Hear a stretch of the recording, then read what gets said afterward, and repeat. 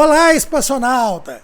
Gente, o Alfredo já ficou meio tradicional ele trazer pra gente as traduções de lançamentos, ele sempre traz do Starship e tal, e não foi diferente com o lançamento da Athena, né?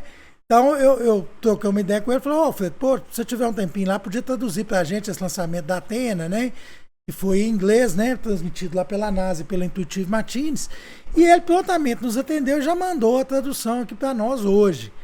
E eu estou trazendo isso para vocês, até porque é o seguinte, nesses lançamentos, além do bacana de você ver o lançamento na íntegra, sentir todo o clima ali, sempre tem muita informação das próprias missões. Então a gente aprende muito com isso aí, né? Então, o Alfredo fez aí a tradução para o português, as legendas aí para a gente acompanhar e curtir. Tá certo? Vamos lá?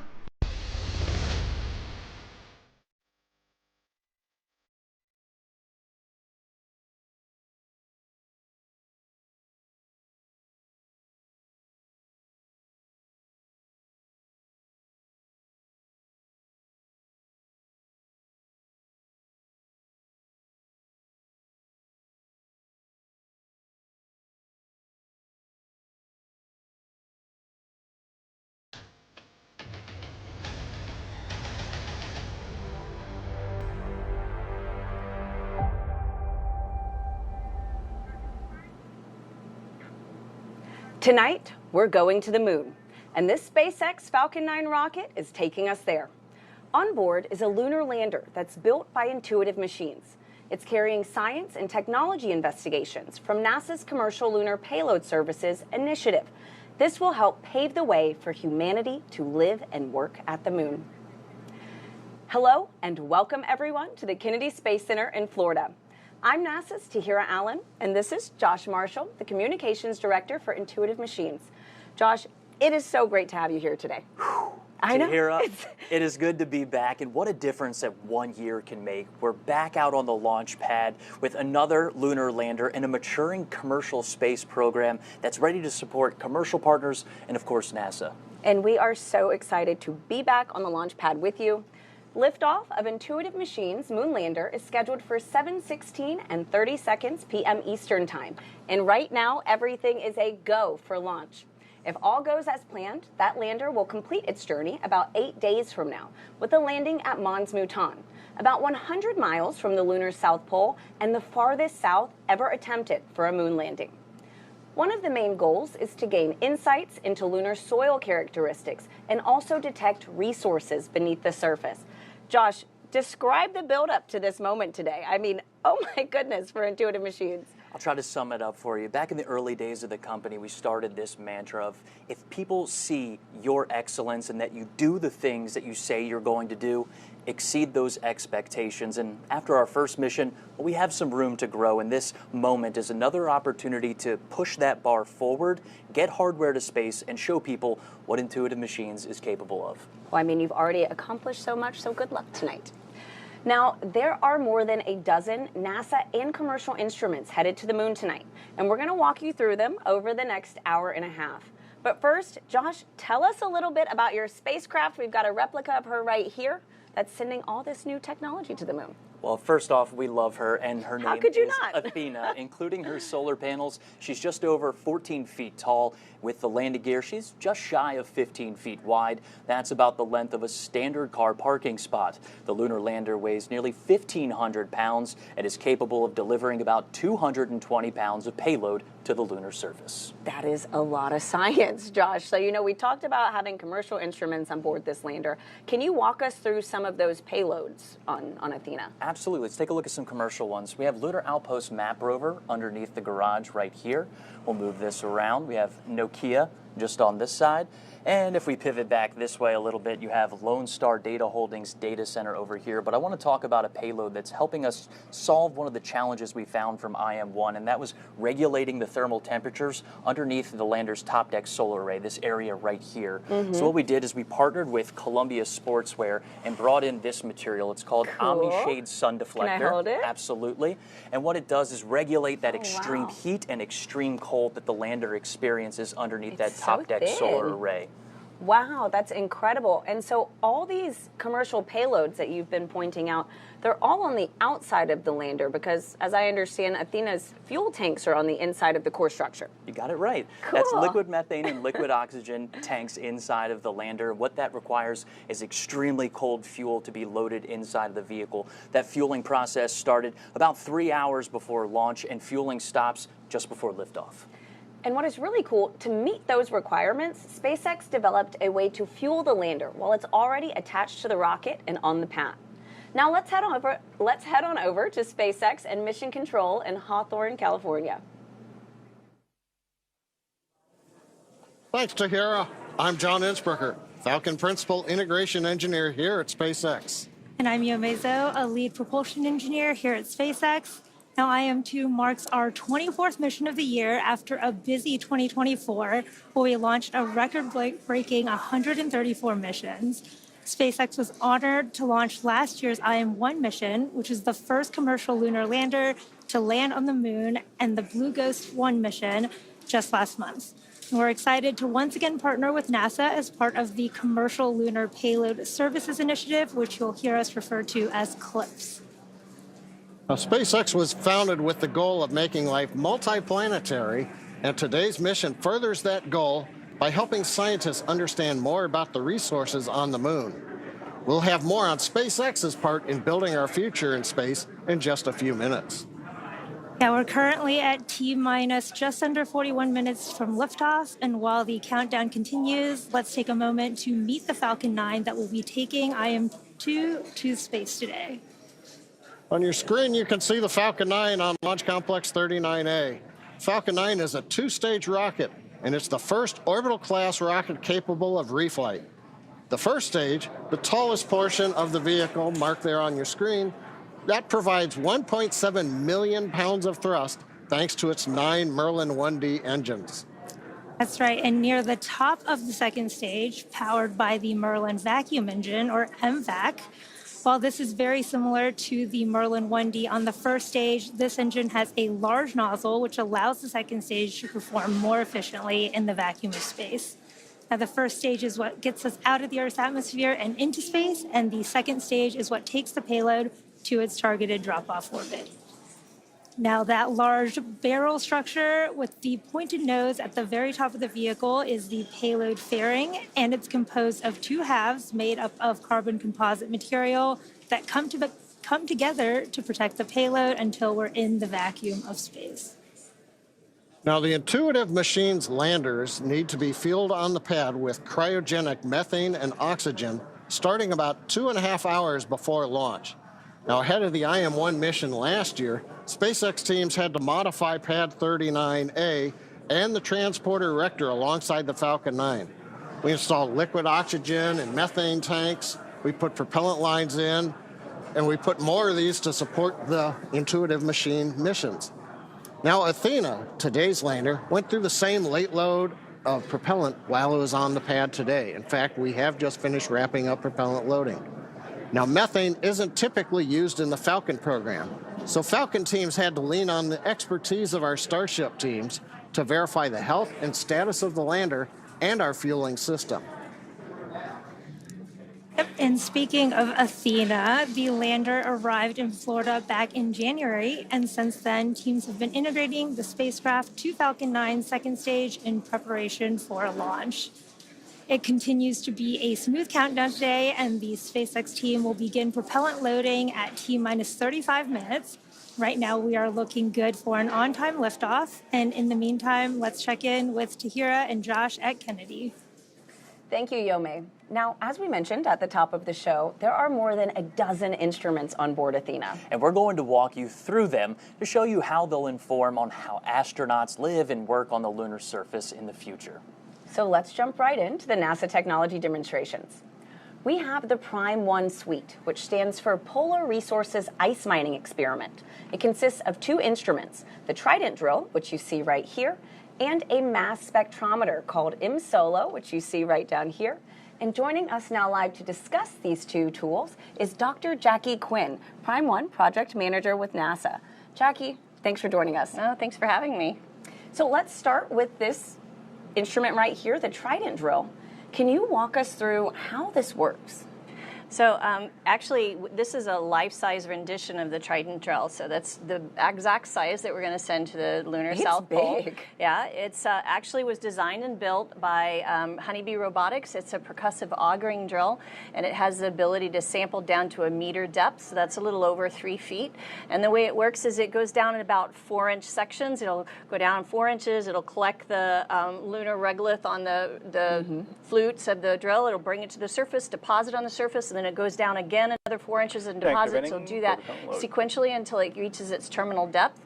One of the very cool things about the Trident drill is it has a temperature sensor in the very tip of the drill. So as we're going down, we're going to stop and take temperature measurements at different depths along the way. So we'll get the first thermal in situ readings as we traverse down. That'll be one first. And of course, it's the first robotic drill in the lunar South Pole. So very cool. That's a couple calls from SpaceX here Launch shuttle aboard the on the launch auto countdown. sequence immediately and proceeding to launch abort. At T-minus 10 seconds, launch shuttle will be hands-off and relying on automated abort criteria for the remainder of the count. And Jackie, paired with Trident is the mass spectrometer, M-SOLO. I love the name. It's the second part of Prime 1. How are we able to use the drill in concert with the mass spectrometer? Right. So actually, I have another life-size rendition. This is M-SOLO. So M-SOLO is a commercially available mass spectrometer built by Infocon, which the engineers and scientists here at the Kenedy Space Center have ruggedized for use in the harsh environment of space. So the M-SOLO works in tandem with Trident. When Trident brings up the soil and deposits it on the surface, the activity of depositing it gives enough energy that the frozen gas molecules that are residing on the grains of the soil actually sublimate into the vacuum of space. And when that happens, the mass spectrometer, M-SOLO, is able to analyze the molecules and tell us which specific gases we're seeing and what quantity is there.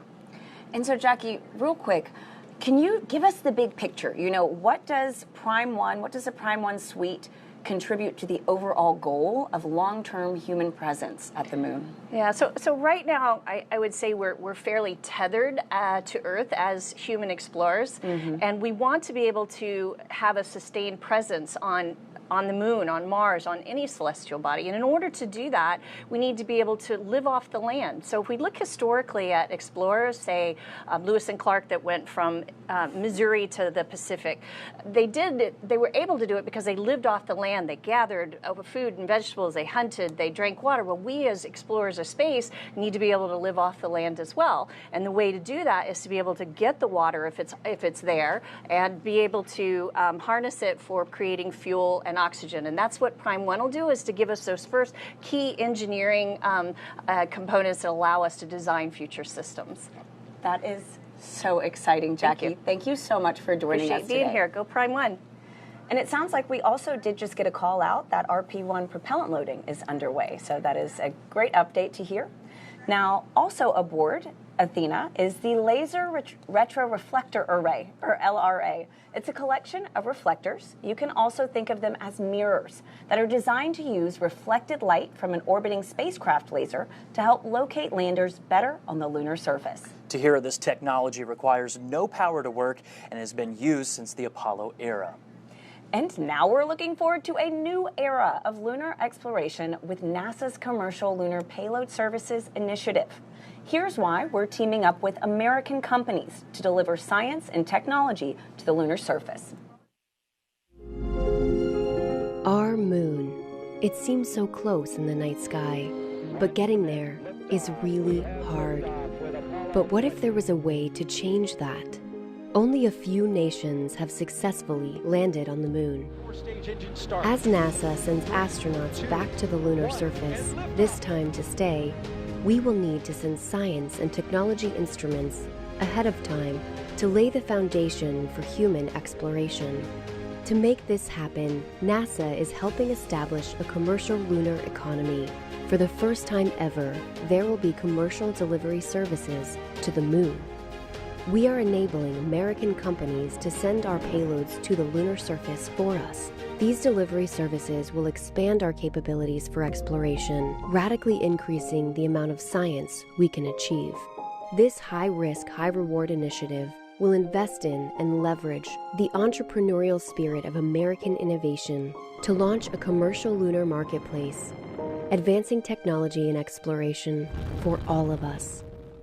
With this never-before-seen streamlined access to the moon, we will be able to make novel measurements and develop technologies that scientists have long wanted to do on the lunar surface. And as this new industry matures, this commercial delivery service for NASA and other customers could expand beyond the moon to other destinations in our solar system. And we can learn to live on another world because we are explorers. Josh, one thing that I think is super cool about tonight's delivery being led by Intuitive Machines is that it's controlled from your mission control, and it is a super unique setup.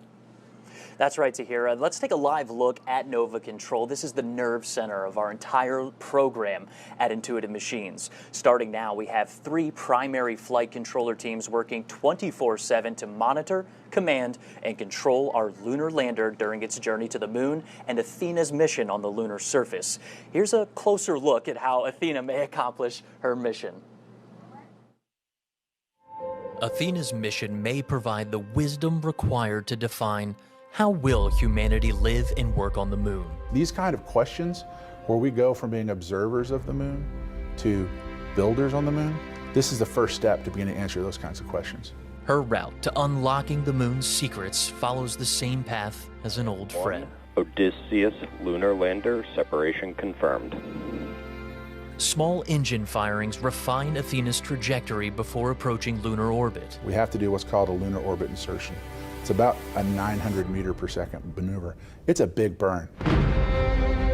In orbit, Athena checks on her payloads, including Lone Star's data center, and manages extreme heat in the light and frigid cold in darkness. We're just going in orbit, doing the things you do with satellites. This will be very similar to what we do with our orbit and comm relay satellites, starting with IM-3. A short engine firing sends Athena into a lower orbit to prepare for one final 600-second burn maneuver to the surface. And it's a nice ride. The engine provides a steady level of thrust that does pick up a little bit as we deplete fuel, but we control it. Finally, Athena's true mission, delivering technologies, science, and services that may enable humanity to live, work, and explore deeper into the solar system.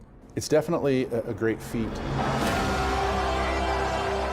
But once you're there, you want to expand from that landing spot and go and look at different things.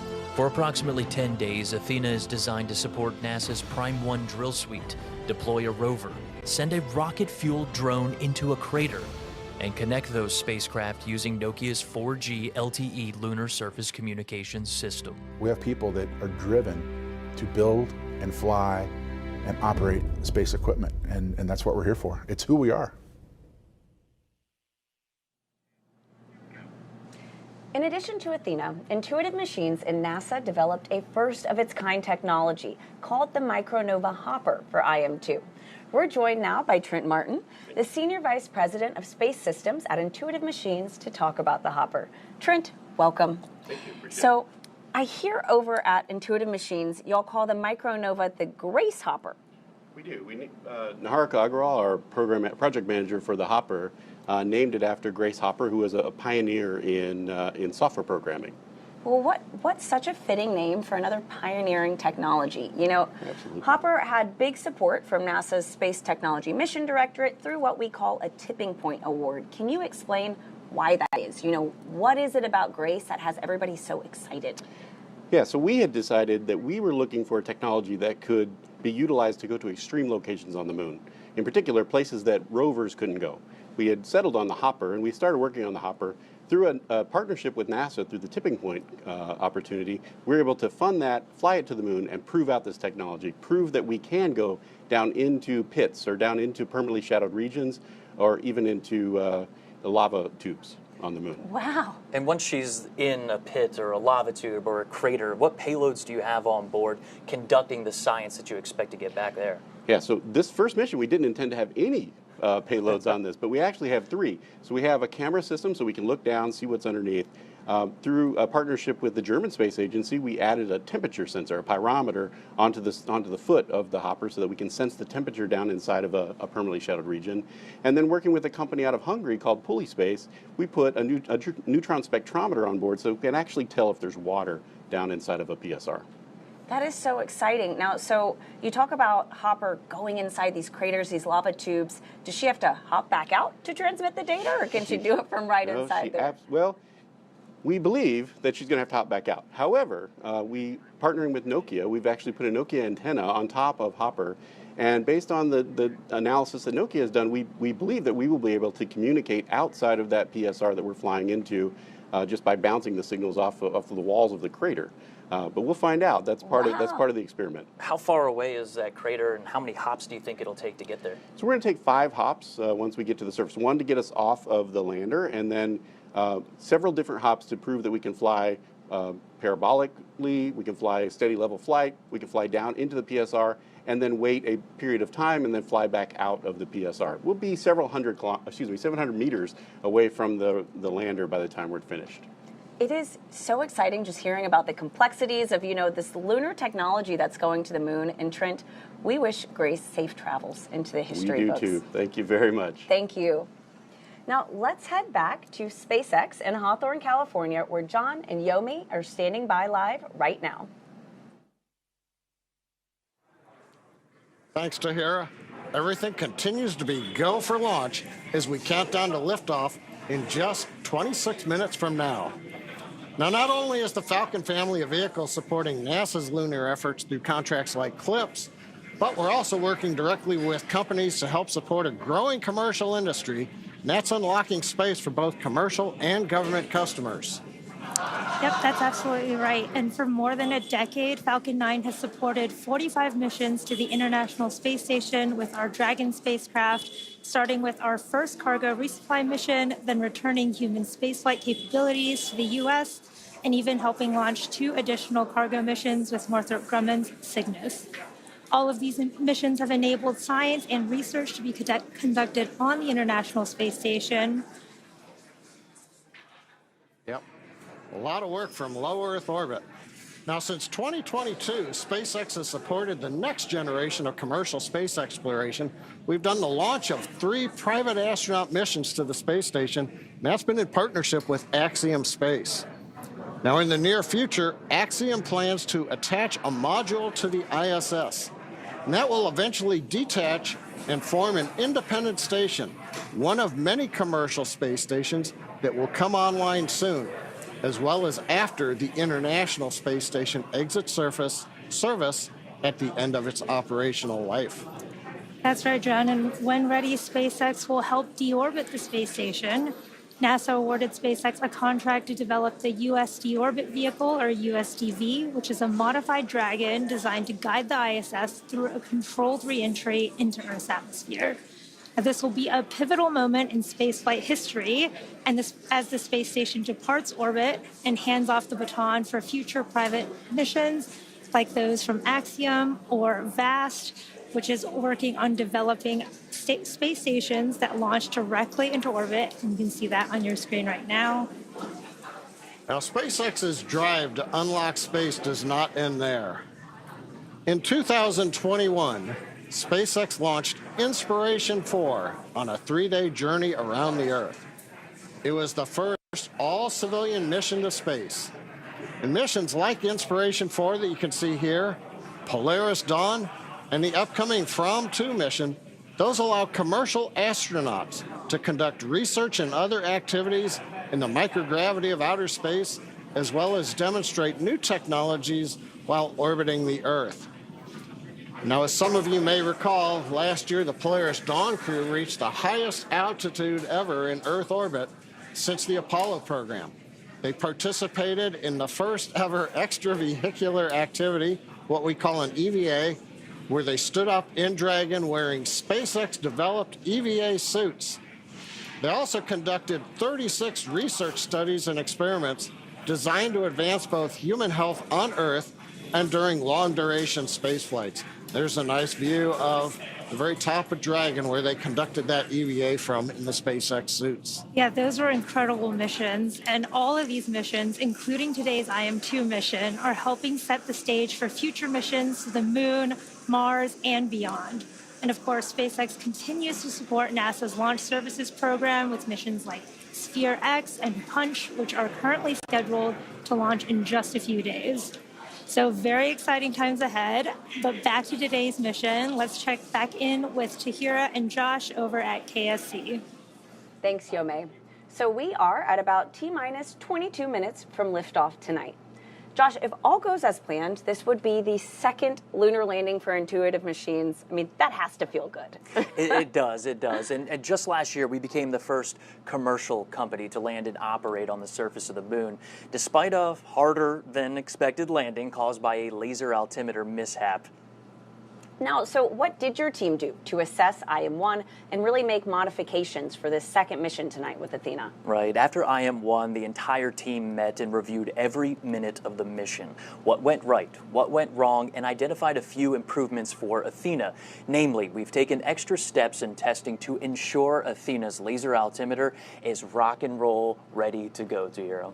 I mean, that sounds great, Josh. So let's talk about this landing site. The landing for IM-2 is at Mons Mouton. It's named after the award-winning NASA mathematician and computer programmer Melba Mouton, who contributed to the successful Apollo 11 moon landing.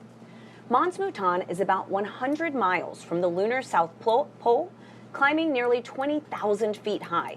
That's about the height of Mount McKinley in North America. This mountain is also about the size of Delaware, stretching 2,700 square miles, and will be the southernmost lunar landing ever attempted. Now, Josh, can you break down what are the differences between the IM-1 landing site from your first lunar landing and the IM-2 site for Athena tonight? Well, both of these sites are lunar highland areas, very similar when it comes to that. The IM-2 landing site is about twice as close to the South Pole than our first mission. Why was Mons Mouton chosen? Was there anything specific that you all used to really narrow this down for IM-2? That's a great question. I asked our scientists, and as we move closer to the South Pole, combining Earth and Sun visibility becomes more challenging.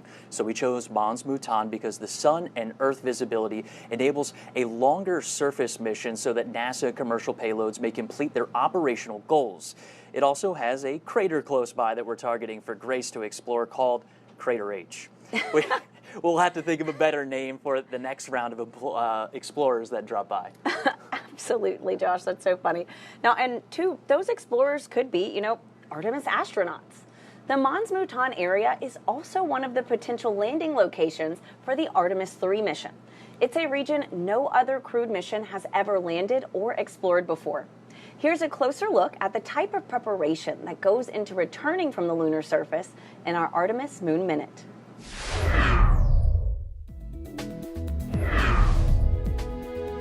Hey everyone, I'm NASA astronaut Christina Cook, crew member for the Artemis 2 mission. I'm here at NASA's Johnson Space Center in Houston, Texas, where the Orion spacecraft is closely monitored for mission control during flight. Speaking of the Orion spacecraft, teams are gearing up for another important exercise off the coast of San Diego, California. Underway Recovery Test 12, or as we like to call it, URT-12, is the third in a series of tests to make sure teams are prepared to safely recover myself, Reed Wiseman, Victor Glover, Jeremy Hansen, and the Orion spacecraft. On URT-12, a mix of NASA and stand-in astronauts will be inside an Orion mock-up, and Navy divers will practice getting them out of the capsule and into helicopters, which will fly them to a nearby naval ship. Teams will spend the week running through different scenarios, including a daytime or a nighttime splashdown. That's your Artemis Moon Minute. For all Artemis updates and info on the Artemis 2 mission, you can scan the QR code on your screen or visit nasa.gov/mission/Artemis-II.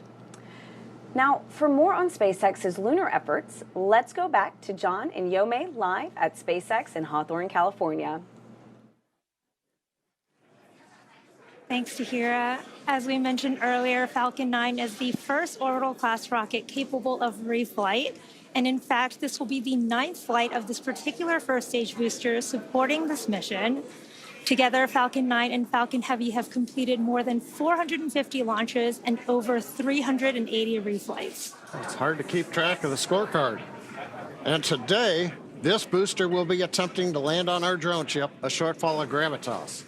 And this would be the 100th booster landing on that particular drone ship alone. That's pretty incredible. And rapid reusability dramatically reduces launch costs, which helps increase launch frequency and enables a wide array of new government, commercial, and scientific opportunities in space like this one. Now, lowering the cost of access to space is helping take humanity's next steps into the solar system, whether it's in LEO, GEO, interplanetary, or even deep space. Now, when the costs are lower, government and commercial customers can launch more missions, which helps accelerate development. This also helps commercial satellite and private research customers afford to launch more projects to space, and that helps stimulate innovation here on Earth. Absolutely. And missions like SpaceX's Transporter and Bandwagon rideshare programs help make access to space even more affordable by sharing the cost of a launch across many customers. All of this is to say reusability is that key innovation that's making space more accessible for the industry as a whole. We just heard Stage 2 LOX load is beginning. We're right on time. But let's talk more about technology and innovation, and we'll head back to Tahira and Josh at Kenedy Space Center. Thanks, John. Many of the technology demonstrations on board Athena, like Prime 1 and the Grace Hopper that we heard about earlier, were driven by NASA's Space Technology Mission Directorate. Now, some are NASA-supported experiments that are developed by private companies. We also call these tipping point awards. These tipping point investments are valuable, stimulating the lunar economy as activity increases on and around the moon. Now, to talk about these programs, these payloads and awards, we're joined now by Mark Thornblom, Deputy Program Manager for Technical Integration of NASA's Game-Changing Development Program. Mark, welcome. We're so glad to have you joining us. It's great to be here. It's an exciting night. Can you first explain, what is tipping point and what does it mean to NASA and our partners? Sure. So a tipping point project is a true collaboration and partnership between NASA and an industry partner. We are seeking commercially led new space technologies that show a promise for the benefit of commercial missions and for NASA.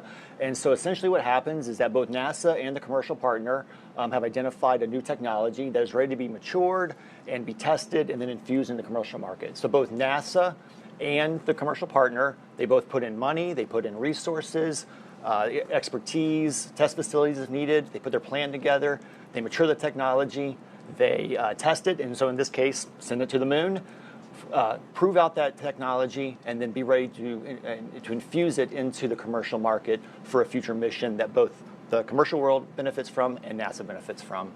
And so there are two tipping points on this lander, right? And so we heard about one a little bit earlier, the Grace Hopper. Can you expand on how this might revolutionize, space exploration? Yeah, so the word revolutionize is really perfect for this type of mission. In the past, almost exclusively planetary exploration has been done with wheeled rovers. And that's been great. They're incredibly reliable. They do their missions well, and we've benefited greatly from them. But we've got to the point now in the science investigations, particularly on the moon, where we need to get into those more hard-to-reach places. In this case, we want to get to the bottom of a crater. We want to get into those permanently shadowed regions where we believe that resources, water, and other volatiles are there that we can go and eventually extract and use. And so a wheeled rover would be impractical to think that you could get down those steep slopes, over those cliff edges, down into those extreme temperatures, and then back up, right? So the fact that you have a hopper that can come up, over, set down nicely, do the science it needs to do, and then safely get out of there really changes the game on where we can go and do science on planetary bodies. And it's not just applicable to the moon, it has reaches out towards Mars and beyond. All right, Mark, I'll throw you a curveball. Sure. Can you tell us more about another one of these tipping point initiatives with Nokia that hopes to deploy the first cellular wireless network on the moon? This is the one that seems to just light people up when you talk about it. It's so familiar.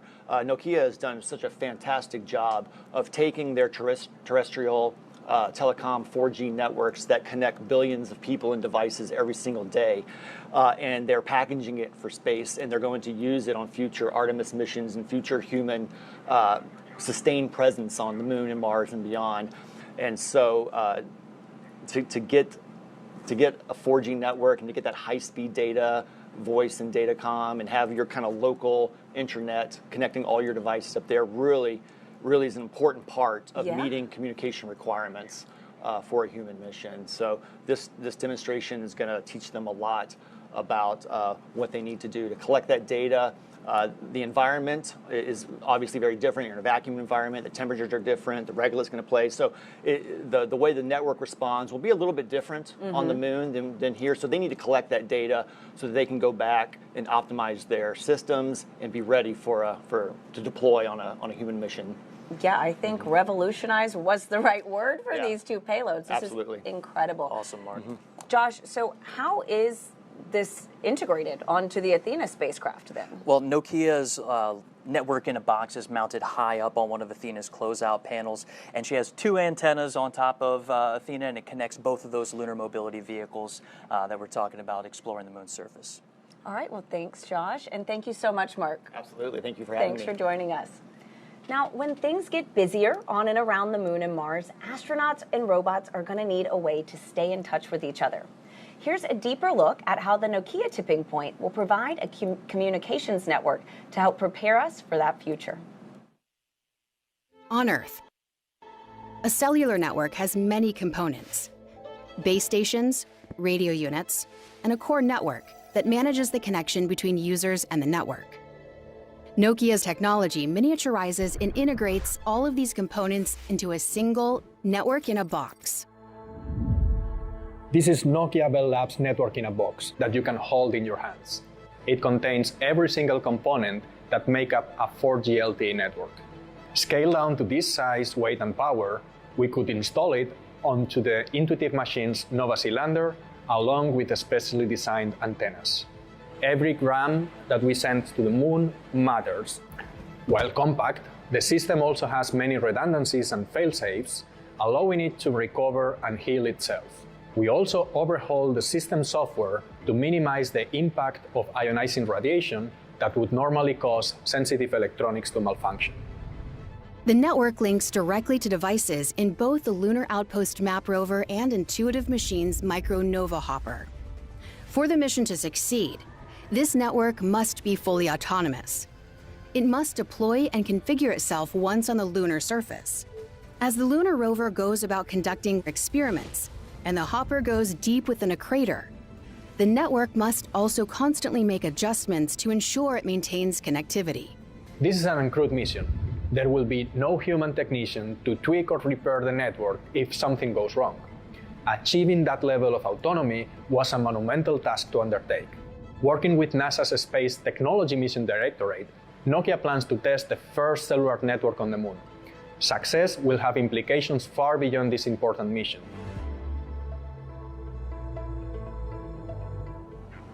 While Nokia's lunar network technology will be the first deployed on IM-2 mission, it's also being adapted for Artemis 3.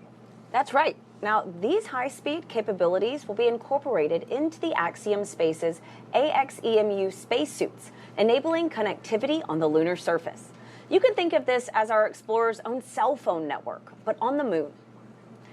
Together, efforts like CLIPS and tipping points are helping advance humanity's reach into our solar system and shape our country's approach to exploration through commercial partnerships. Tonight, Intuitive Machines' lunar lander is taking NASA's science and technology demonstrations to the moon under the Commercial Payload Services Initiative, or CLIPS as we like to call it in the business, right?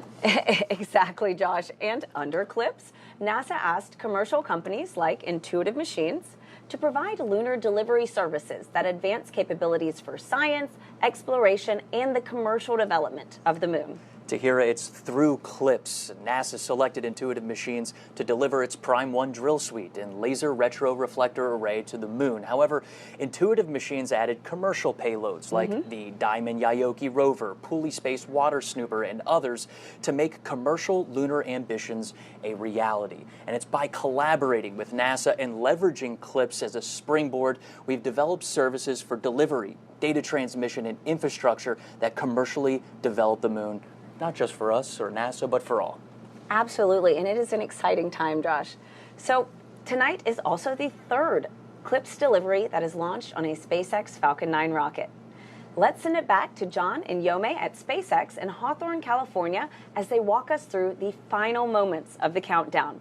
We will see you after launch. Now, as we mentioned at the top of the program, Falcon 9 is enabling these launches of the moon, including the Hakuto R mission, IM-1 a year ago, Blue Ghost, and Resilience, and of course tonight's IM-2 mission. Now, beyond the primary payloads, ride shares like the 3 additional payloads you can see, well, you can't see here, it's below the lander, but those ride shares will be helping to build the lunar economy. All these missions are something that Yome is going to talk about. Thanks, John. Yeah, all of these missions are developing our future in space and helping to support sustained human and robotic activity, including scientific research, resource extraction, and infrastructure development. Now, you should be able to see here some of today's rideshare payloads on the stack there, just below the Athena lander. Now, NASA's Lunar Trailblazer is also hitching a ride today, and we'll learn more about that later in the webcast, as well as Astroforge. They're an asteroid mining company flying its Odin spacecraft, which is headed towards the near-Earth asteroid 2022 OB5. Gotta love some of those asteroid names. And finally, Epic Aerospace's Chimera Orbital Transfer Vehicle, which is what is known as a space tug, a vehicle that works in space to help payloads move to their desired altitudes. And we'll learn more about these in just a bit. Yeah, these systems are paving the way for our sustained presence both in space and on the moon as we deliver landers, crew, satellites, and rovers in the next few years, building up the moon's equivalent of low Earth orbit, which is known as lower lunar orbit, which will act as the staging point for future missions, supporting lunar communications and providing platforms for science and research.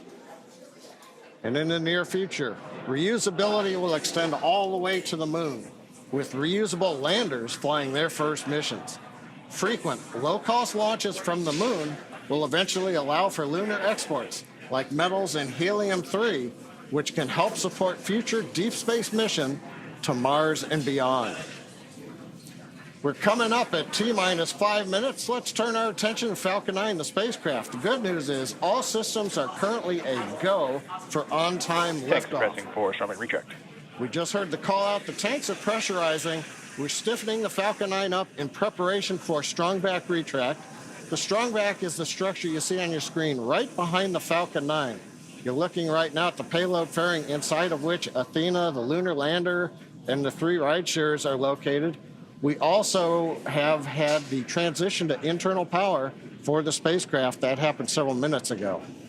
Also, we heard some of the call-outs. Strongback retract is running. Their strongback retract begin to run. We have finished loading fuel on the first stage. We are loading liquid oxygen on the second stage, so we are on time, not working significant issues. What we're waiting to see right now is the 2 clamp arms from the strongback begin to open up. I think we can just start to see it now. It takes about 16 seconds to retract. Following that, we will then begin to recline the strongback away from the Falcon 9. Yep, and you can see those clamp arms are opening as we speak.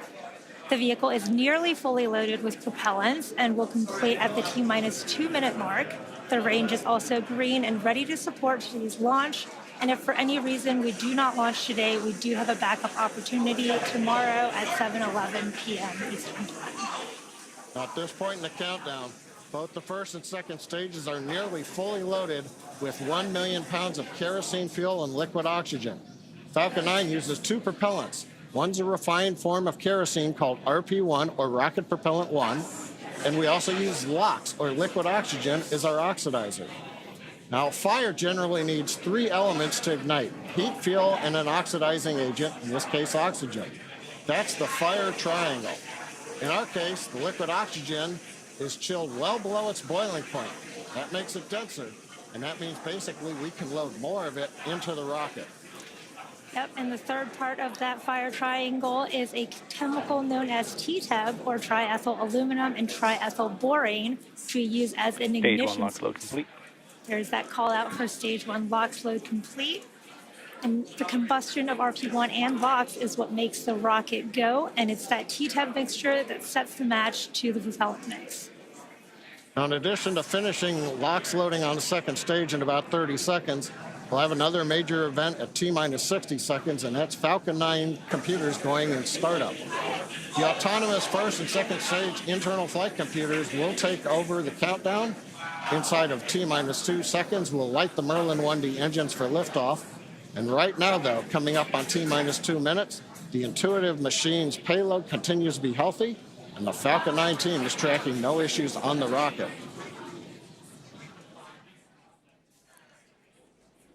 Currently, the weather is green, and the range is ready to support a T0 at 7:17 p.m. Stage Eastern 2 Time. LOX load complete. Okay, we've heard the call out just inside T-minus 2 minutes. LOX load on second stage complete. You can probably also hear the background enthusiasm. Everybody is getting ready for a launch to the moon. Next major event coming up right now. Ground gas closeout. Ground gas closeout. That means that strong back alongside the Falcon 9. We're draining any propellant from the ground lines. We're venting gas overboard. That'll also create what's typically a large white plume that comes off of the strong back. The cold gaseous oxygen we're venting off of the strong back mixes with that warm Florida air, and you get a large white cloud, and you can see it streaming away. Waiting for the call out for startup of the flight Falcon 9 is in startup. You see and hear it. We're in startup. Everything looks good. We're going to get the LD go for launch. And with that, let's pause for a minute and listen to that go. LD, go for launch. Right on time. Always love to hear that call out.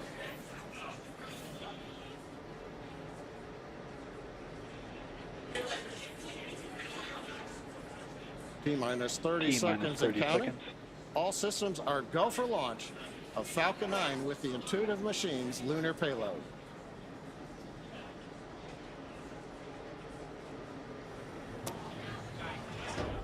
T-minus 15. T-minus 10, 9, 8, 7, 6, 5, 4, 3, 2, 1. Ignition and liftoff. Go Falcon, go Intuitive Machine.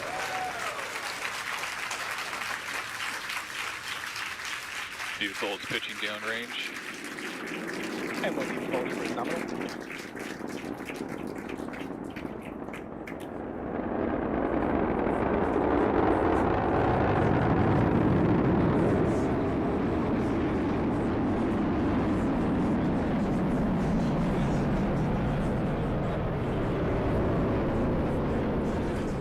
Falcon 9, carrying IM-2's lunar lander Athena, has successfully lifted off at pad 39A. We're heading to the moon.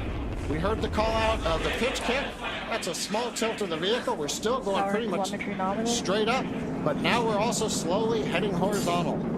You heard that call out for power and telemetry nominal, and once we reach orbital altitude, we're going pretty much horizontal to the Earth. The rocket needs to go about 17,000 miles per Falcon hour. 9 is supersonic.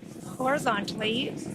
We heard that call out. We are supersonic, and in just a few moments, we will pass through max Q, or maximum aerodynamic pressure, on the booster. Max Q. We're through max Q, and the Merlin 1D engines have throttled back up to full power. Next call out we ought to hear is MVAC chill. Falcon 9 data is continuing to look good as the first stage heads out over the Atlantic Ocean.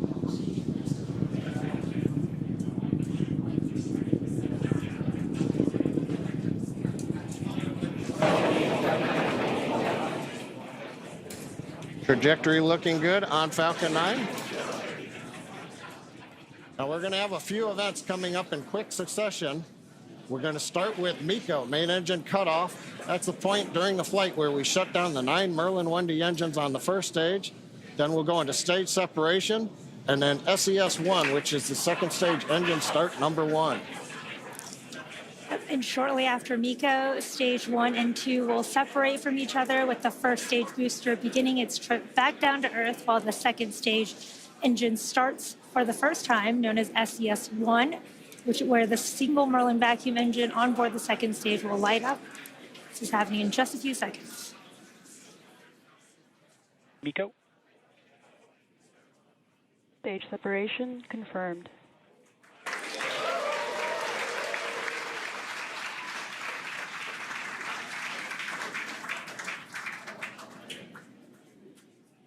And vac ignition. Call-outs of 3 good events. You heard it, and you should have seen it there on the webcast. MECO Stage 7, SES-1. Now, the first stage is not powered. It's shut down. Great views coming from the second stage cameras as we have just had sunset a little while ago at Kenedy Space Center. The first stage is now coasting to apogee. That's the view on the left side. We're slowly turning using cold gas thrusters. We're turning to orient the engines into the direction of flight. Also, you may have been able to make out in a little bit of the light, the titanium grid fin deployment is underway. We're using pneumatic gas pressure. Confirmed. And here comes fairing separation. And a beautiful view. Looking at Athena and the ride shares on top of the second stage stack. So we had good fairing Vehicles are on a separation. nominal trajectory. Trajectory's nominal. First stage is looking good as it coasts to apogee. Second stage under power. Yome, everything continuing to look good right now on the mission. Yeah, we are at just over T plus 4 minutes into today's mission. IM-2 is SpaceX's 24th launch this year, and we are currently in the first of 2 planned MVAC burns. Around the T plus 6 minute mark, you should see on your screen the first stage's entry burn. It's currently making its way back down to Earth. And for that entry burn, we will relight 3 of the M1D engines on the first stage, starting with the center engine, followed shortly by the engines next to it, which will slow down the vehicle as it passes back into the Earth's atmosphere. Now we need to slow down the first stage to reduce re-entry forces, which will help us recover and reuse that first stage. And you can follow along on your screen to the telemetry on the bottom left and right of your screen for the stage 1 and stage 2 speeds and altitudes. Now you may have noticed on the left side of your screen, first stage altitude has begun dropping. We have reached apogee, and now we are under the pull of gravity, headed back down to the Atlantic Ocean. Now to slow us down, we'll use that entry burn. And that means we're firing 3 Merlin engines to decelerate the Falcon 9, but we'll still be moving very rapidly. And that's going to cause the vehicle to fly through the Merlin exhaust gases. That's also known as the rocket's plume. And this will deposit a layer of soot on the vehicle surface, one of the signatures of a flown booster. Now that soot comes from the carbon-based fuel that Falcon 9 uses. Now it took us almost 2 minutes since separation to get up to apogee. It's going to take the rocket just as long to bring the first stage back down to the edge of the atmosphere for the entry burn coming up in just about 20 seconds or so.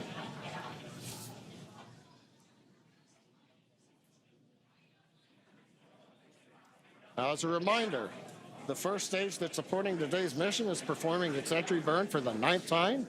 Falcon 9 is the world's first orbital reusable rocket. This is important because it's that reusability that allows SpaceX to refly the most expensive parts of the rocket, and that in turn drives down the cost of space access. Stage 1 entry burn startup. Stage 1 FTS is saved. There's that call out for entry burn startup, and this will be about a 30-second burn. slowing that first stage down as it re-enters the Earth's atmosphere.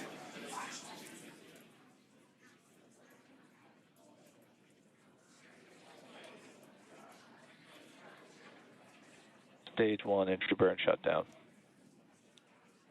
There you can see the end of that entry burn on the first stage.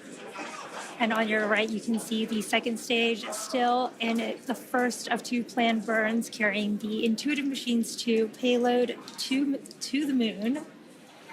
Now coming up next, we will shut down our MVAC engine on the second stage, followed quickly by the landing burn on our first stage.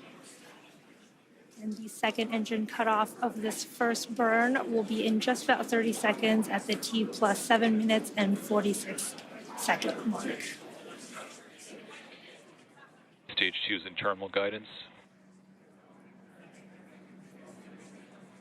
You can see on your bottom right the speed of the second stage accelerating as we are in that burn. Stage 1 transonic. Stage 2 STS is saved.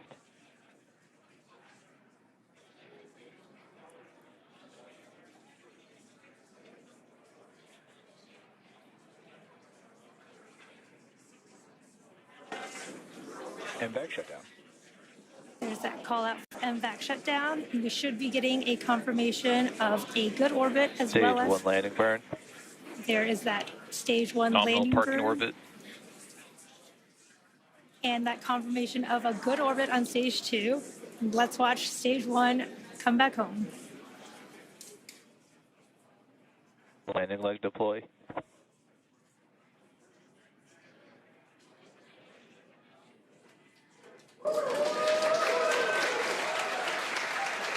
Stage 1 landing confirmed. Awesome views of that first stage landing. There you have it. That was the 413th recovery of an orbital class rocket, including first stage landings for Falcon 9 and Heavy. First stage is back on the drone ship. Beautiful mission. Second stage is in the parking orbit in our low Earth orbit. Now the mission does continue in space with stage 2. Coming up next, we have the second burn of our MVAC engine. We call that SES2. And that'll be the second stage burn around the T plus 36.5 minute mark. And we'll follow that with spacecraft separation. Until then, we're going to send you back to Tahira and Josh at Kenedy Space Center. Thank you, John and Yome. If you're just joining us, welcome to the Space Coast of Florida, where we just witnessed live the beautiful liftoff of the moon-bound Intuitive Machines lunar lander named Athena.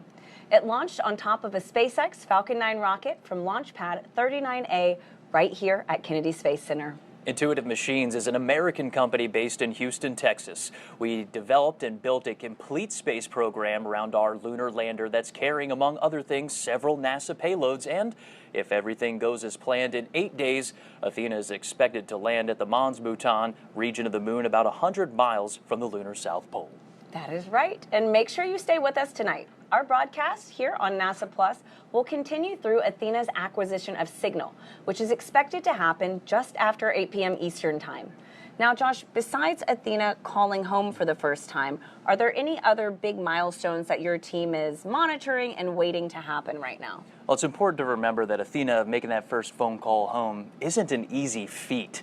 The lander's designed to make a lot of autonomous decisions throughout the process, including getting into max power attitude. That's one of the first things flight controllers will confirm after we hear from Athena for the first time. They'll be checking that her top deck solar array is locked in, pointing right at the sun. And Tahira, one of my favorite parts of this mission is while Athena is expected to call back to mission control, there's more action. Additional payload deployments from the rocket's second stage.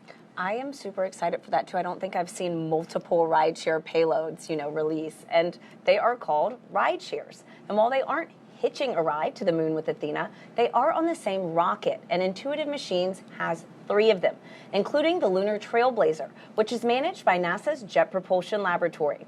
It's the only NASA science investigation on this mission that will not land on the moon. Once it deploys, it will orbit the moon about 60 miles from the surface to help scientists better understand the lunar water cycle. It will also inform future human missions as to where supplies of water may be found and extracted as a resource. The mission is managed by NASA JPL, and its science investigations and operations are led out of Caltech University. And we are joined now by Dr. Rachel Klima, Lunar Trailblazer Deputy Principal Investigator, to talk in more detail about Lunar Trailblazer. Now, Rachel, first though, what a launch tonight. Oh my gosh.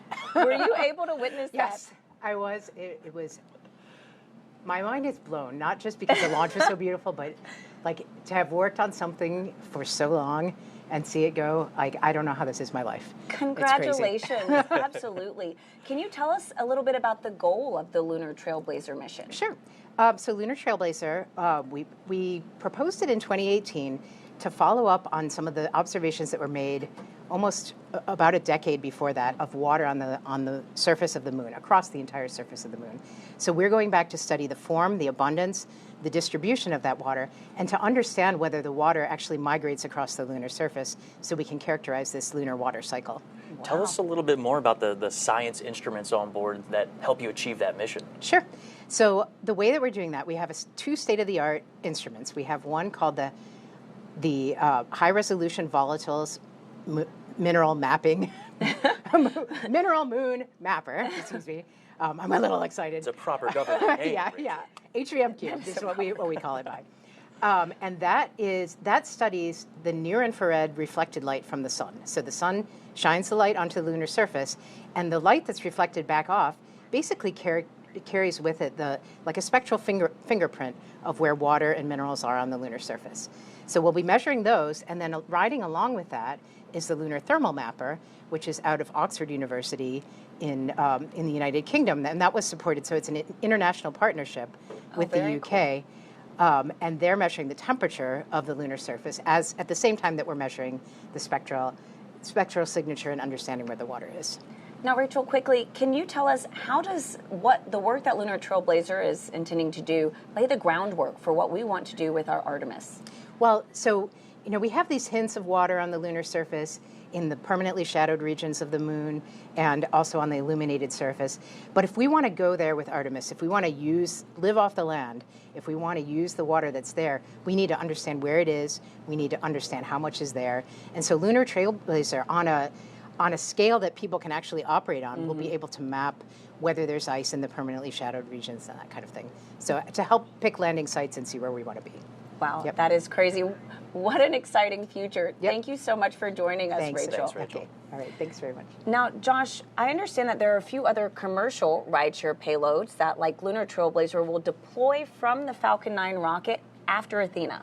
Oh, that's right, Tahir, and you can see it at home in this animation. Athena separates, and then the 3 rideshare payloads deploy. This animation has a condensed timeline. We actually expect the payloads to separate about 5 minutes after Athena. Wow, I mean, even the animation, this is gorgeous. This is going to be such a spectacular view.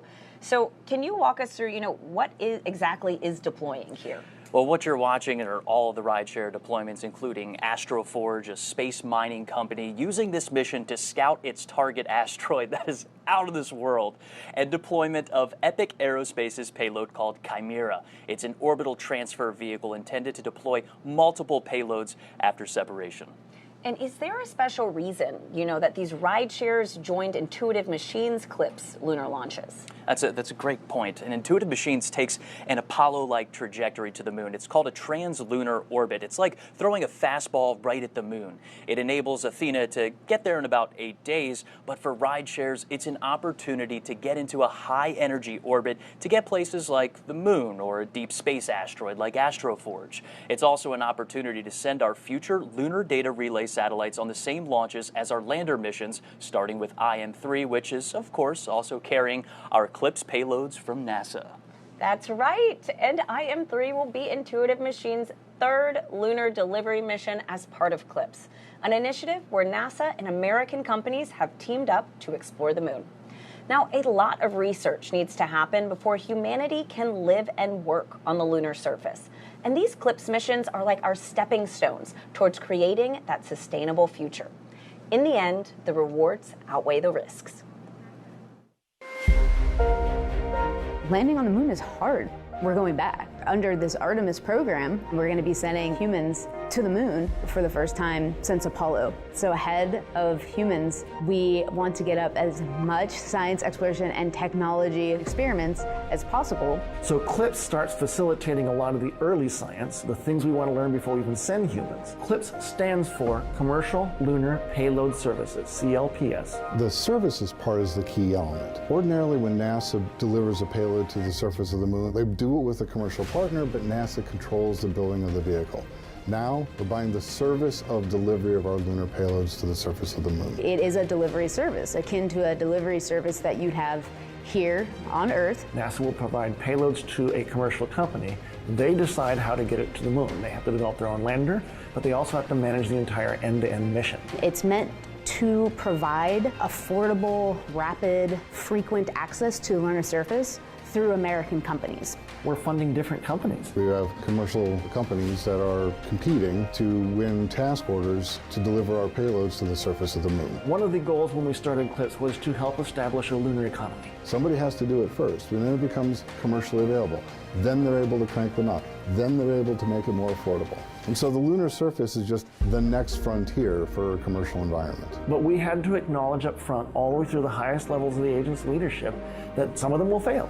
These missions may not be as successful as a traditional NASA mission. We have accepted the risk that going through this innovative approach with these commercial companies, that there could be some failures. Some of them are new companies. None of them have ever successfully landed on the surface of the moon. So they're going to learn lessons. We need to give our vendors the opportunity to learn.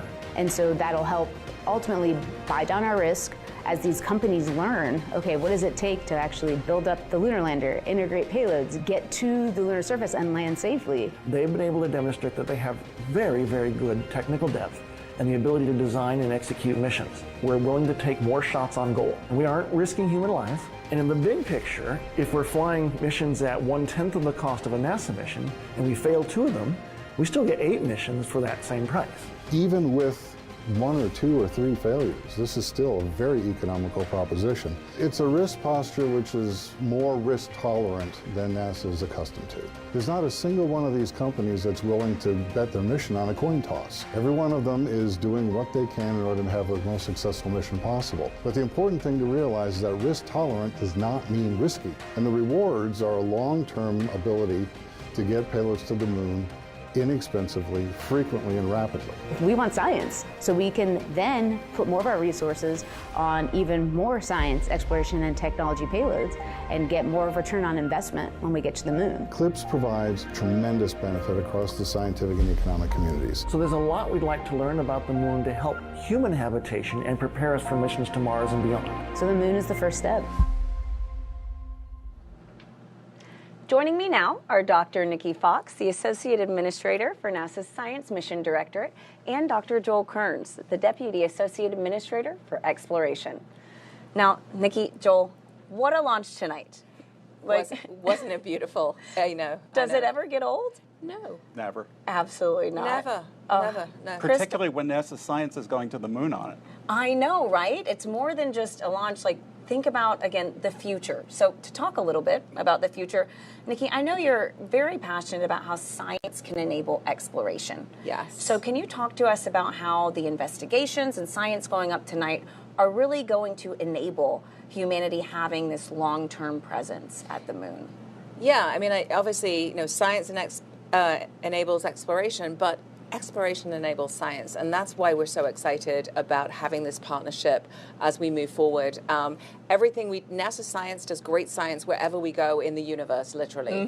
From the center of the sun to the edge of the universe, we're doing fantastic science.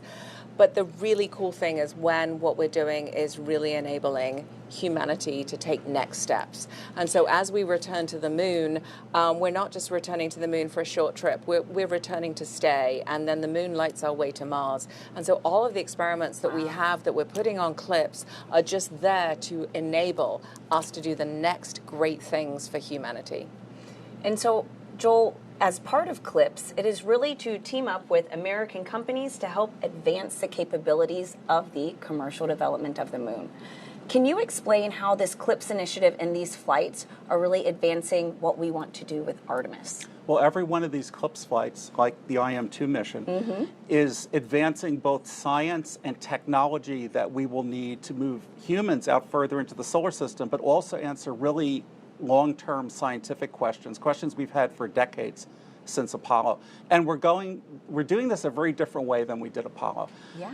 In Apollo, it was a national effort that was really done by NASA with major industry at the time. Here we're partnering with our international partners, but also, as you said, with commercial firms in the U.S. And the way we implement CLPS to carry out these science and technical objectives, we actually get as a service from U.S. industry the ability to bring things to the moon and get data back. This not only allows us to do this faster and less expensively, but it builds a capability in industry to take things to the moon, not just for NASA, but for all of our Artemis Accord signatories and all our allies and friends around the world. It starts with robotic landers, it goes to orbiters, and it goes to other small spacecraft. And you know that we are doing public-private partnerships now, even for the big human landers and the spacesuits. It's really the wave of the future for the moon and eventually Mars. Absolutely. Now, very quickly, this is a hard question, but what are you both looking forward to most in this new era of lunar exploration? We are going to go to places on the moon, again, to get ready for Mars and to answer questions about the moon that no one's ever visited before. So, for example, IM-2 on this mission will go the furthest, closest to the South Pole that anyone has ever been. And we know we want to send our Artemis astronauts to the South Pole. So just by going there, we're going to get the first information of what is the South Pole really like as we answer those scientific questions. And Nikki? All of our NASA science missions are super interconnected. So the exciting thing for me tonight is not only Intuitive Machines going to land, but Lunar Trailblazer, coordinated science, both of them looking for volatiles, really fantastic. NASA science doing amazing things all through our universe, from the just everywhere we go, incredible, incredible science. So just really excited to continue to inspire the world and lead the nation in science exploration. Absolutely. Thank you both so much for joining us. Thank you. As part of CLPS, Intuitive Machines is continuing to add commercial lunar services.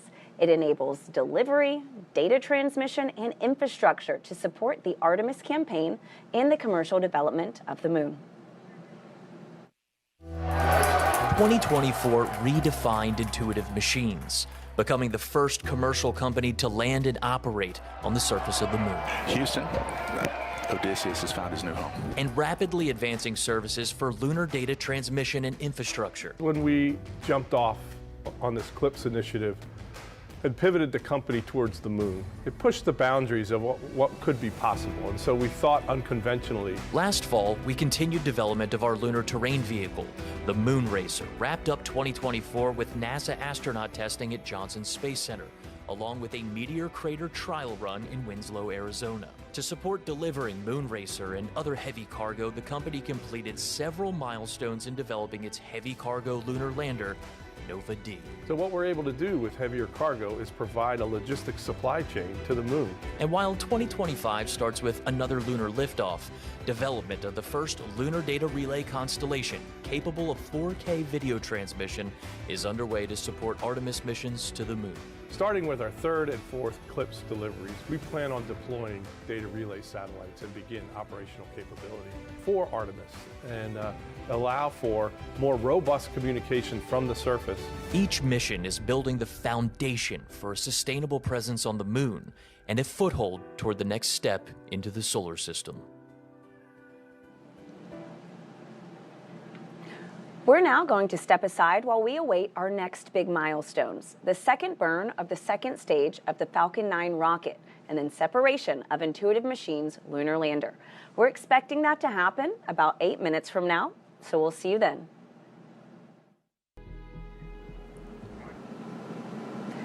Welcome to Kenedy Space Center, where we are currently awaiting the second burn of the Falcon 9 second stage and separation of Intuitive Machines' lunar lander.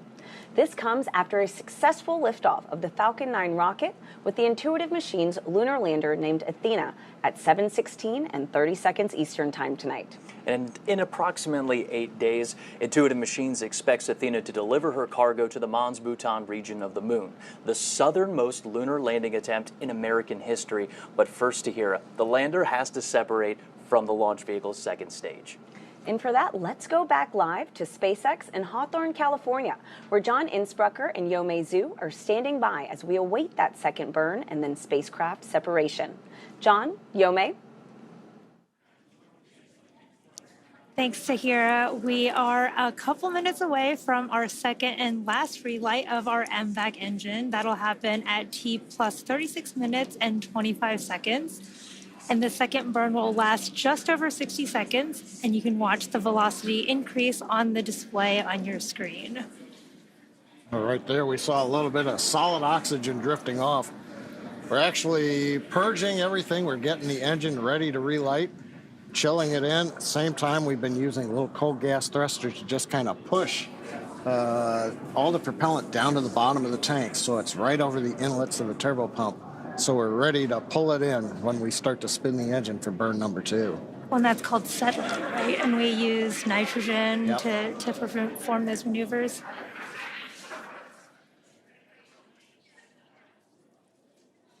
And we can't see those thrusters that John mentioned. They're on the right on the main second stage, and we just have the MVAC engine view here. But you can see that engine chill process happening.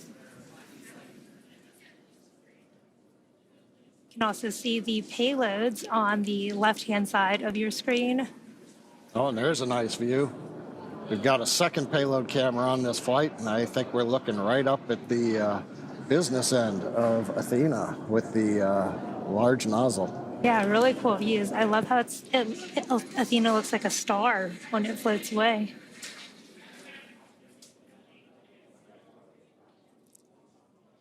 Again, we are coming up on that second engine startup 2 in just a few seconds here. Again, this will be about a 60-second burn.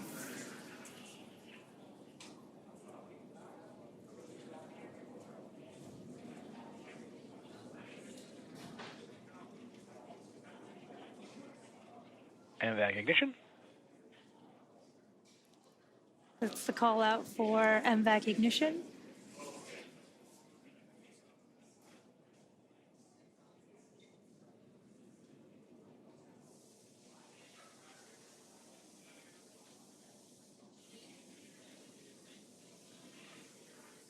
It's always cool to see that MVAC nozzle start glowing in the middle of the burn.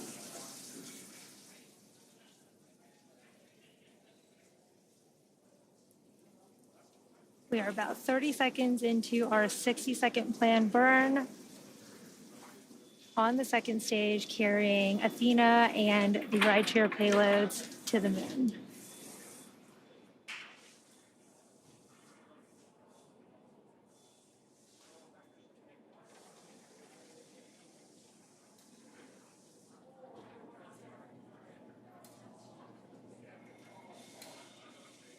MVAC shutdown.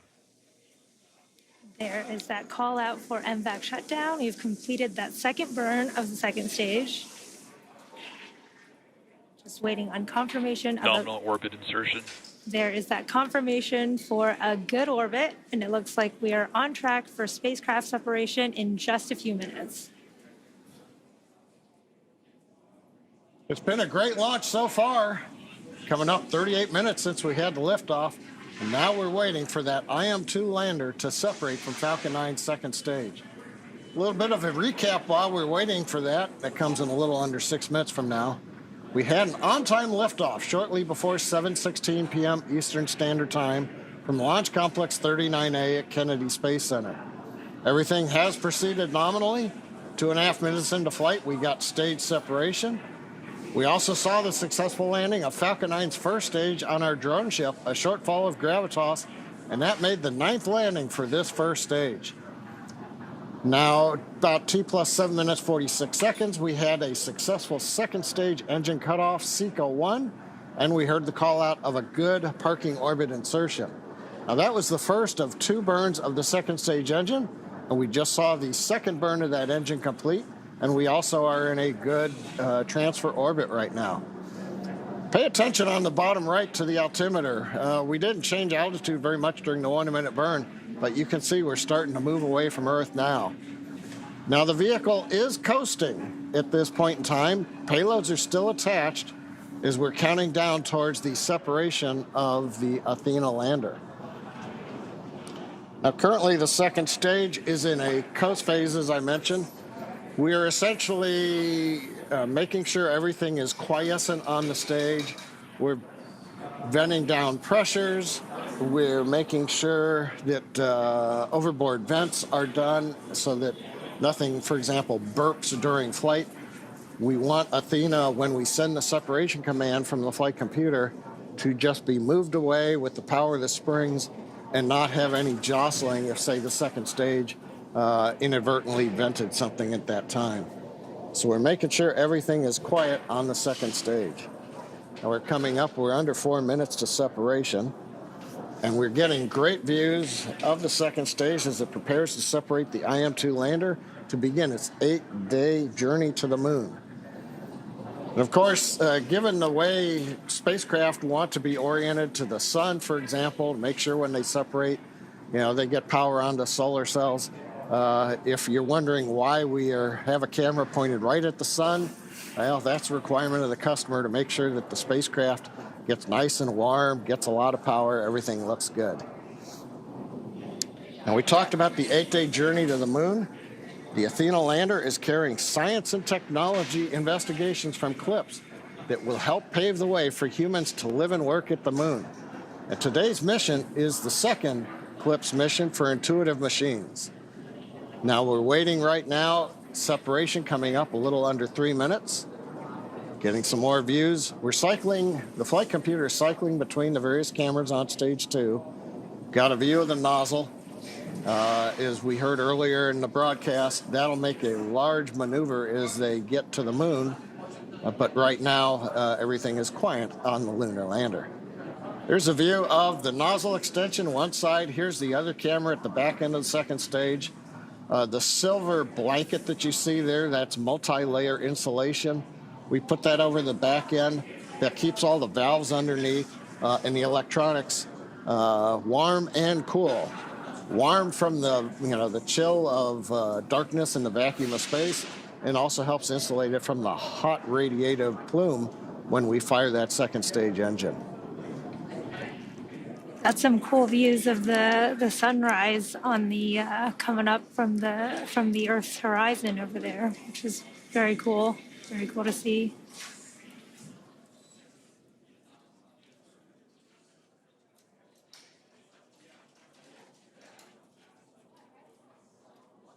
"42 minutes, everything continues to be nominal on the second stage.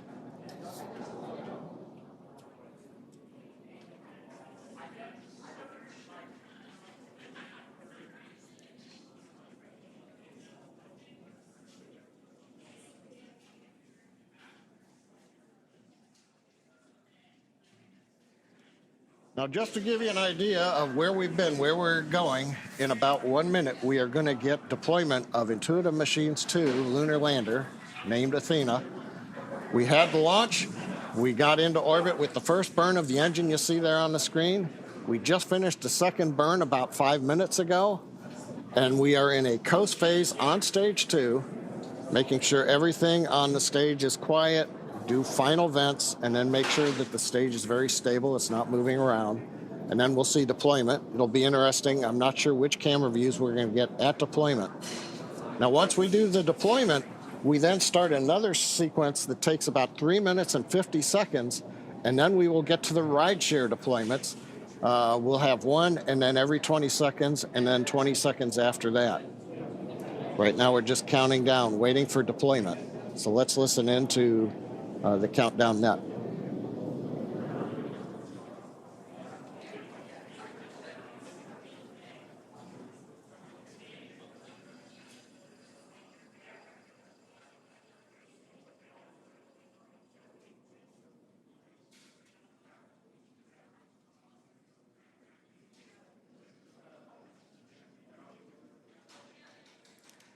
There is that deployment. You can see IM-2 Nova C lunar lander named Athena floating away from Falcon 9's second stage, confirming spacecraft separation. Now, from all of us here at SpaceX, we are wishing the IM-2 lander a good flight and safe travels. SpaceX is honored to be a part of NASA's Commercial Lunar Payload Services Initiative to deliver science and technology to the lunar surface, and we thank NASA and the Intuitive Machines for entrusting us with today's historic mission to the moon. Now, while we wait for the next development, let's bring in Tahira and Josh back at KSC. Yo, mate, that was absolutely gorgeous. What an excellent throw from SpaceX to Hero. What do you think of that shot? It is unreal, literally. It's so gorgeous. Right now, we're going to continue to listen in simultaneously. We have Intuitive Machines Nova Control in Houston, Texas. That's going to be waiting for acquisition of signal. That's Athena's first call home, while also monitoring SpaceX. FM, can you call out when we should have booted? And then if we get close to Confeder, give us a call. All right, that's Intuitive Machines Mission Control Athena confirming separation confirmed. Athena separation confirmed. And to hear, while we stand by and keep running this clock for about 5 minutes after launch vehicle separation, that's when we expect Athena to make that first call home. At the same time, John I and Yomei in Hawthorne, California will be calling out those ride-share deployments. And Com and Raven, let's the views tell on screen. Scuba to stand by, and let's focus on Singapore and T-Naught. Yep, on screen you're looking at Intuitive Machines Nova Control on the left, and you're looking at the second stage views on the right with SpaceX here. Just gorgeous views. Look at that Earth. That's us. Absolutely incredible. A lot of things are happening right now. It's a very dynamic situation where Athena's preparing to make that first call home. We're counting out the time that since Athena has separated, and that's because at launch vehicle separation, Athena starts a countdown to when she can power says on. 1 minute 47 is the earliest time for transmit. We are at 1 minute 55. All right. Copy. 1 minute 55 here. Let's go ahead and pause and listen into the loops here as we listen to Intuitive Machines Kinda Mission keep Control. active comm. Give us anything you got from the ground station. As well as SpaceX and Hawthorne waiting for those rideshare deployments. Let's just listen in here. AD permission back to T-Naught for a second. Here we go.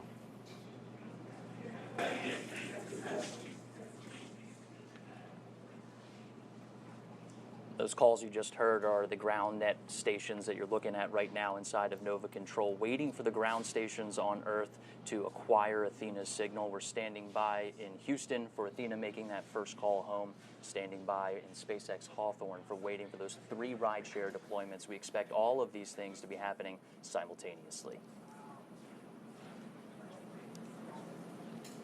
And Josh, right now from Hawthorne, we should be about 30 seconds away from starting that sequence of rideshare deploy. First up should be Astroforge's Odin. 20 seconds after that, Lunar Trailblazer. And then 20 seconds after that, Epic's Chimera.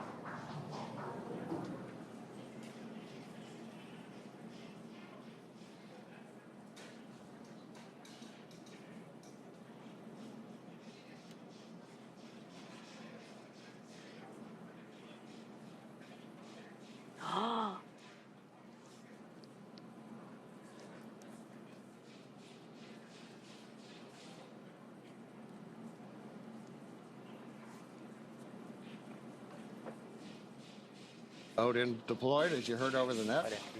Status, Odin's away. Lunar Trailblazer, separation confirmed. Lunar Trailblazer away.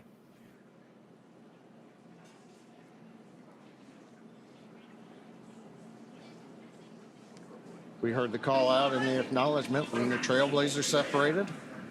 Wait about another 10 seconds, and it'll be Chimera. Yeah, Com, we will have an OEM for them. Priority right now is Singapore. Chimera away. Understood. All spacecraft are separated. 4 minutes 15 seconds past that. All right. Now Josh Tahira. Falcon 9 second stage has sent its commands. Everything successfully deployed. Now we're waiting a word from you all on acquisition of signal from Athena. Thanks a lot, John. We're still listening in to Intuitive Machines' Nova Control. IM status, waiting for 1909 for our window to open for visibility on the first station. That's flight controllers waiting for that window to start listening in for Athena to make that call home. just about inside of that expected window for her to make that first call to Hero.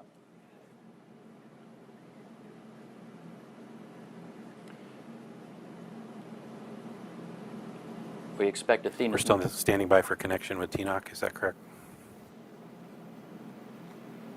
That's good readback. I'm getting. Should I enable randomization?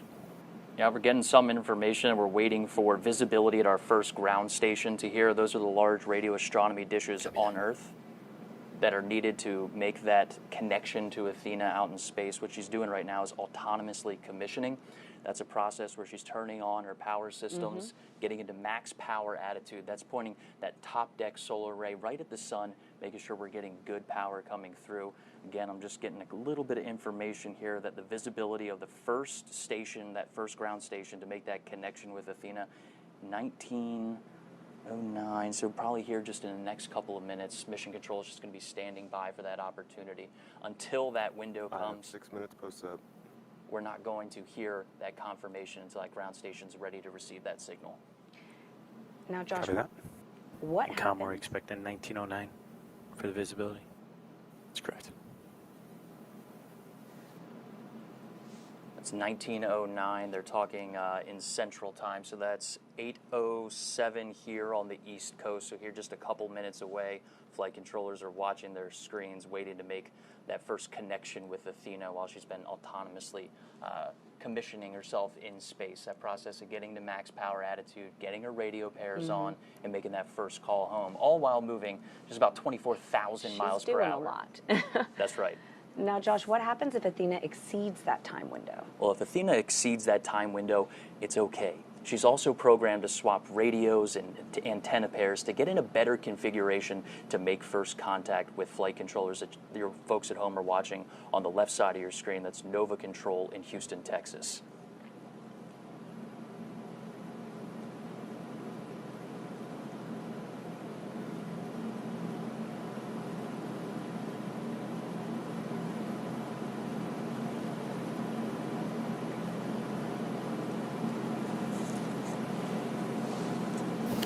Seven minutes, 25 seconds past up. Copy that.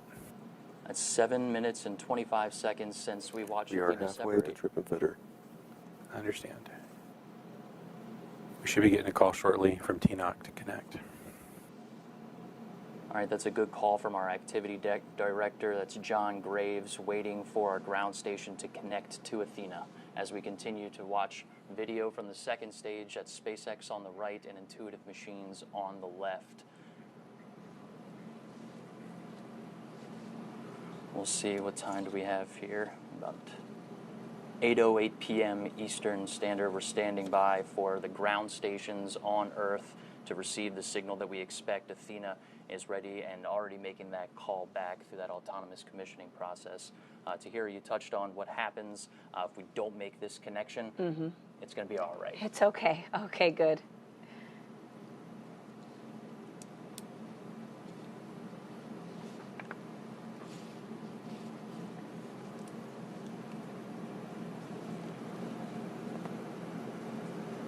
And we heard a call from Mission Control talking about a comm fitter being halfway through its cycle. And what they're talking about there, Tahira, when we say it'll be okay, it's starting. Back to me, Goose. Ground out. What are we seeing?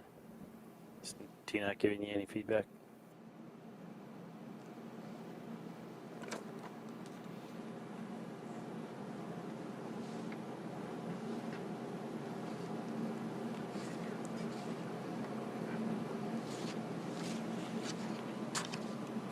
Com, while they're working that, when is visibility open for Okinawa? 1:29. All right, so we're listening in to when those ground stations will have coverage to connect with Athena in space. What about DSS-34? Let's go ahead and toss it back to John and Yome in Hawthorne, 1:15. California. In 5 minutes. We are 9 minutes, 30 seconds past up. Copy that. And FM. Oh, thanks, 15 Josh. minutes and it just swaps towers, right? Now we're hearing comms in the background right now. Yes. Now, for those of you following along, you'll know that this mission marks our 24th launch of the year. And we're gearing up for the Sphere X and Punch mission, launching from Vandenberg Space Force Base very soon. And in the coming weeks, NASA's Crew 10 mission to the International Space Station.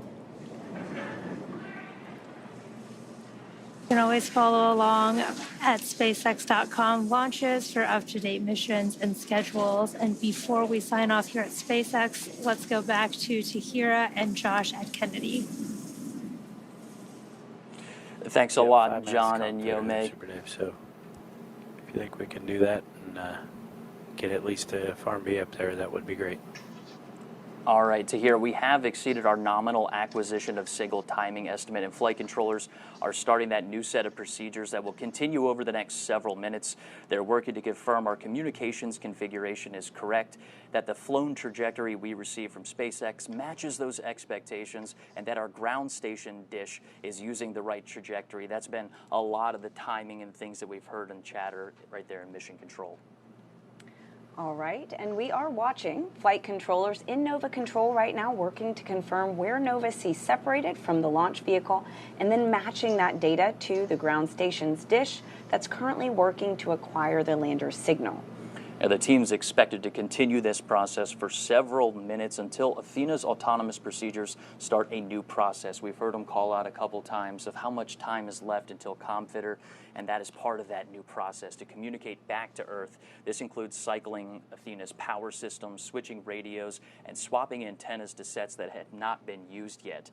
All at the same time, we're working with SpaceX to confirm a good launch vehicle separation. That means a good translunar orbit. We mentioned that at the top of the show. How long would it take us to configure the DSN data connection? Go ahead and turn it on. It should be on now. Okay, ground net. And that's our ground net trying to work the ground stations that are on Earth to make that connection with Athena. But right now, we know that Athena... Just passing 12 minutes in SEP. We have 4.5 minutes before ComFitter trips. Copy. Thanks, FM. We know that... 3 minutes. Let's move. We know that Athena is on a fastball shot toward the moon. That's that translunar orbit. It does give us a lot of flexibility within our flight path. DSS 34. And there's some more calls working with those ground stations, enabling the ground stations to make the calls and make that connection with Athena. Status is start bend. All right. We're going to continue to monitor progress inside of Nova Control. I have command active for DSS 34. All right. Telemetry.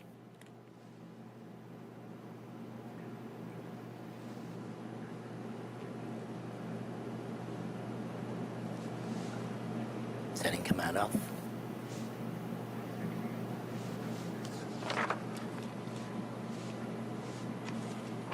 All right, so as we continue to monitor progress inside of Nova Control, we're going to pause to continue listening into what folks are saying inside of Mission Control. But let's just recap what happened leading up to and after liftoff from Launch Complex 39A at NASA's Kenedy Space Center. We saw liftoff to here just around 7:17 p.m. Eastern Standard Time. Then we saw a really good shot there. Beautiful. Yeah. DSS 34B. I believe DSS 34B is another ground station within the Deep Space Network, possibly. Telemetry active. All right, are we getting updates? I don't see packets yet. All right, that's a key word there. We're waiting for packets. That means that we're receiving data packets down from Athena. Just about 8.5 minutes after launch, we did see that great booster 14 minutes past that. On a drone ship. And then a second stage startup, just about 36.5 minutes after launch. We saw Athena at launch vehicle separation. All right, ground net, what do we need to do to get telemetry packets? I'm not sure. We should be seeing them now. All right, we're standing by for data packets.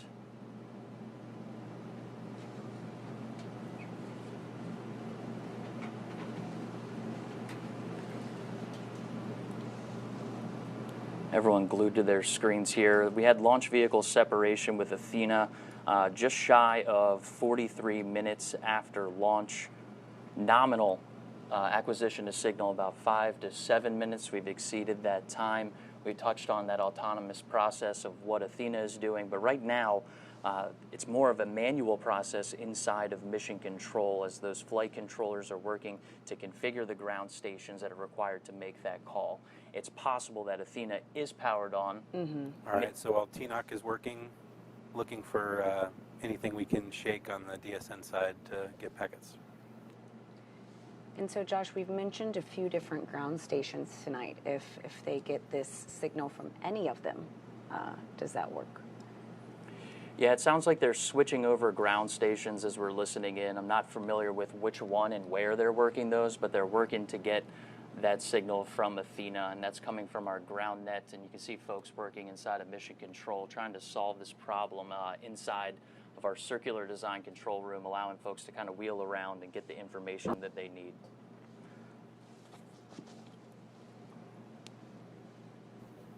FM, so we're expecting about a minute for the power cycle, and then another 15.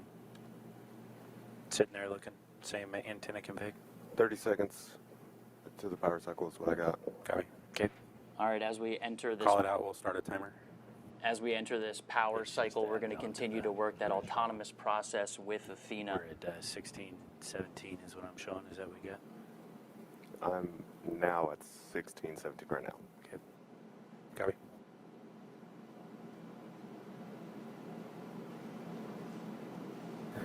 Granite, give us calls on the main loop. You are the most important person in the room. Everything you're doing is critical. Call it on the loop, everything you see.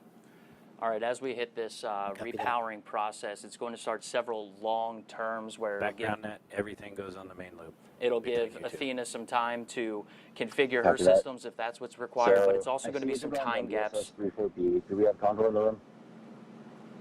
It's also going to be some time gaps in between when we can configure these ground stations. Raven. Yep. It's going to start opening up longer periods of when we're waiting for autonomous processes as well as data control to make sure they're seeing packets for us. They have carrier lock, sub-carrier lock, symbol lock, but no telemetry. But they have no telemetry. Copy. All right, that's a good sign. We're hearing carrier lock. That's one of the steps that we heard on our first lunar mission.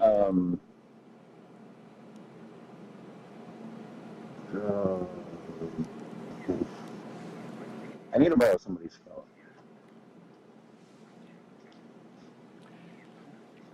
Showing packets. All right, we're showing packets. All right. Oh my goodness. Everybody wake up. Got to keep you on your toes, all right? We're going to start Athena here, and that is a great call. That is an active situation where we're switching ground stations in order to make contact with Athena. Kept us on our toes. I feel a little flush in the face, but getting those data packets and getting that confirmation from mission control, best news I heard all night. I didn't think anything was going to top watching that launch to Hera. So, Josh, can we breathe easy now? Orange Coronet, can I? We can. It sounds like we have our packets and we're working those challenges, but the important thing is we'll be providing those updates on our page as well as packets? on our X account.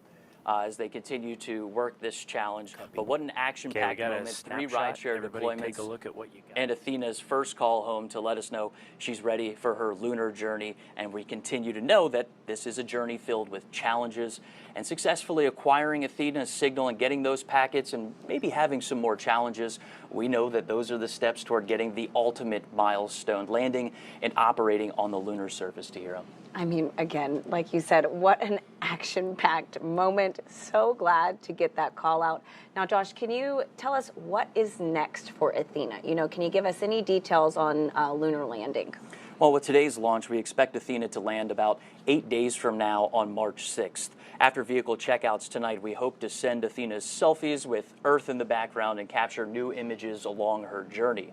Over the first 5 days en route to the moon, she'll perform multiple small engine firings to hone in her trajectory toward the moon before committing to lunar orbit insertion. That's about an 11-minute burn to slow the lander down to get captured into lunar orbit.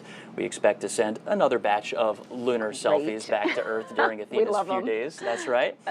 And finally, on March 6th, somewhere around lunchtime Eastern, we expect Athena to make a landing attempt and, if all goes to plan, spend about 10 days conducting lunar surface operations. Well, best of luck, Josh. That's going to wrap up NASA, Intuitive Machines, and SpaceX coverage of the launch of Intuitive Machines moon lander Athena on a SpaceX Falcon 9 rocket from Pad 39A here at Kenedy Space Center. And again, if all goes well, Athena is expected to land on the moon 8 days from now on March 6th. And we will bring you that coverage live right here on NASA Plus. Until then, you can find out more information about this mission and other NASA CLIPS launches by scanning the QR code on your screen or by visiting nasa.gov/CLIPS. Now, we will leave you with a replay of tonight's launch. From everyone here at NASA, Josh Marshall and Intuitive Machines and SpaceX, I'm Tahira Allen. Have a great night. T-minus 15. T-minus 10, 9, 8, 7, 6, 5, 4, 3, 2, 1. Ignition and liftoff. Go Falcon, go Intuitive Machines.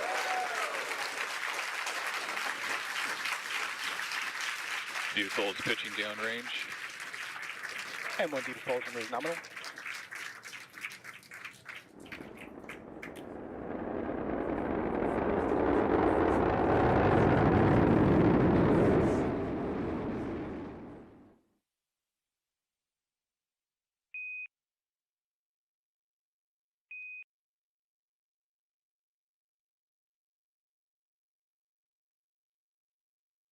Pessoal, incrível, né? O Alfredo é show de bola. Você já mandou aí um abraço, um salve pro Alfredo, um agradecimento?